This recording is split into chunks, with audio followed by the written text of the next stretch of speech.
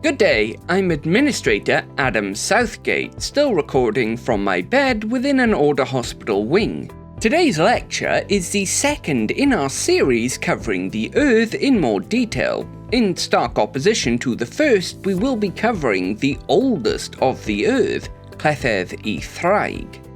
So, I'll begin today, as usual, with a question. Is there value in tradition? Not in the aspect of repeating actions done by your ancestors, but rather hidden benefits in those actions, lost to time.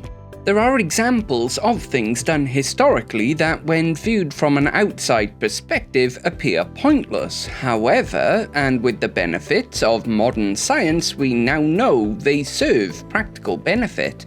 Aspirin is a fantastic example of this. Once a root chewed by Native American people because it dulled pain, it is now one of the most widely spread and commonly used painkillers.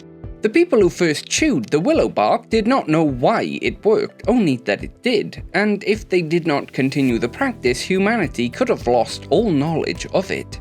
This idea is fundamental to today's Urdd, but before I get ahead of myself, I'd like to mention the Order's Discord to help keep our hunters organized. It's broken up into different roles based on rank and which Urdd you belong to, if any. Along with this, we conduct our contracts through this system, so I hope to see you all there. Now, I am somewhat out of the loop at the moment due to recovering in hospital, so no Hunter's Update today. Rather, we're going to go straight into the lecture.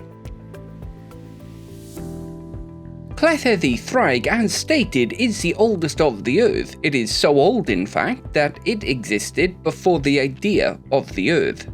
It began as a tribe, specifically the tribe of Arthur's mother, the name lost to time.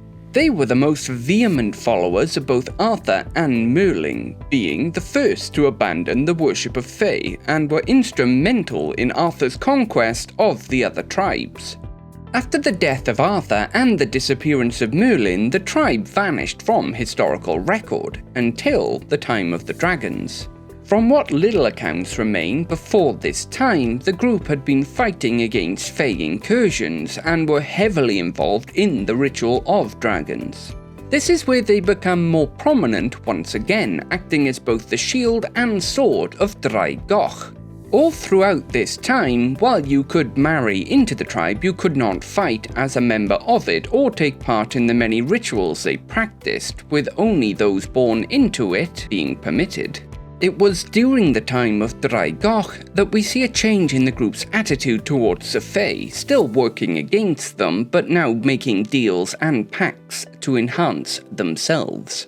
We are unsure if these actions were done with the dragon's knowledge or if they were done in secret. It is possible, and the narrative maintained by the group today, that Ddraig Goch taught them to do this, and more specifically how to construct the most beneficial pacts. This is also when we first see the introduction of the silvery blood of Fae into the tribe's woad, the paint of various colours applied to the body, a practice continued today. After the battle between Ddraig Goch and Ddraig Gwyn, the tribe entered a steep decline as the Saxons began to consolidate their hold on what is now England, and the Celtic people were pushed to the fringes of the Isle. As these different tribes of people locked within Wales began to fight amongst themselves, forming new kingdoms and adopting many Saxon ideas such as the building of castles, what was left of the tribe was forced to adapt. Eventually seeking patronage from the Kingdom of Gwynedd, they morphed from a tribe to something approaching an anti-incursion organisation. No longer did its members need to be born within the group to participate. Rather, new prospective members would need to both present the body of a Fae and take part in a one-on-one duel with an existing member. These duels were not to the death, but rather as a means of vetting applicants, as it had become common for existing members to give family or friends Fae corpses so that they could join. This may sound odd to us today, however at the time being a member would mean access to food, shelter and training not available to the average peasant, and so joining was seen as almost a lottery win. This entire time, within the wild places of Wales, the Druids, and thus the early Order, still remained and communicated with the group, sending them where they were needed. This new status quo remained for some time, with chapters of the group spreading across Wales and working with different kingdoms. The level of patronage varied between different kings and princes, with some only receiving a modest wage while others were given fortresses of their own to operate out of. There are also mentions from this time of the ritual of feeding, the event of offering people to the maw of the sleeping Ddraig. We can only extrapolate that the group maintained the practice after the dragon's injury up until the Order were able to take on the role. We do not see any significant change in the status quo until after the Norman invasion and King Edward Longshanks taking and subjugation of Wales between 1277 and 1283. The long-standing patronage system completely broke down and the different chapters of the group had to go into hiding along with the Order. This is also the time when Wales began to see far more breaches from other spheres rather than just the Fae. Many of the now secret chapters did not survive this period, either being wiped out or simply drifting apart and naturally collapsing. This is where we see the formation of the 3 other Urdd, however I will leave discussing them until their own video. Out of the groups that survived this time, the largest was surprisingly within South Wales, where the Norman control was strongest. This was mostly attributed to a specific English lord that, after witnessing the evils the Fae could inflict, decided to secretly fund the group, keeping it alive as well as what was left of the Order. In fact, once it had become clear that their own system was ill-equipped for dealing with the threats within Wales, we see a readoption of the patronage system by the new English lords within Wales. However, now the group was no longer alone, with 3 others formed from their own lost chapters, now focusing around facing different spheres. As a reaction to this, we see the birth of the Urdd system, and the first written use of the name Cleddyf Y Ddraig, or Sword of the Dragon. This is also the time where the Order becomes fully re-established once again after the disappearance of Merlin over a millennia ago, though it would face further threats to its existence in the future during the Age of Empire. It is vital to note here that the entire time these events were transpiring, Cleddyf Y Ddraig, even before it bore this name, were practicing not magic, woad crafting, cold iron shaping, and caring for Ddraig. This last point of which is incredibly important, as even today they see themselves as servants to the dragon, their ancestors having a hand in its creation. Even now, with Ddraig Newydd, the Urdd maintains the same celebration they took part in during the feeding, despite the fact that it no longer takes place. Before we discuss their Urdd Hall, known as the Mound, and their general culture, I'd like to quickly talk about the practice of not magic and woad. Even today, not magic is rife within the Urdd, with around 60% of its members taking part in the practice. It involves binding yourself to a Fae with a pact or deal, the terms of which can vary wildly, from promising your firstborn to standing upon a specific lighthouse at a time a decade from when you made the deal. In return, the Fae will, using their own magic, tattoo a knot onto yourself, imbuing it with their power. The effects of this can be almost anything, with some of the more common examples, as they are the cheapest, being the Trinity Knot, representing mind, body and spirit, and acting in a similar way to an MMB, though without the emotional dampening downside of the device.